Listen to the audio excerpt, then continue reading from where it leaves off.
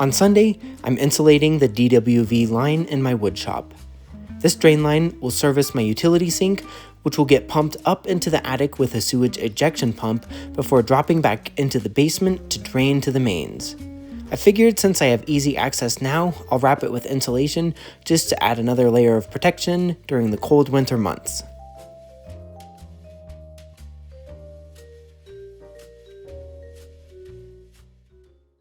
On Monday, I'm terminating the PEX supply lines for the woodshop utility sink.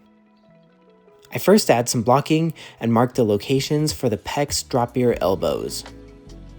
After crimping the elbows to the PEX, finishing this job is as easy as screwing things in place. I install these 6-inch pipe extensions with some plumbing tape and caps to pressure test the line before the sink goes in.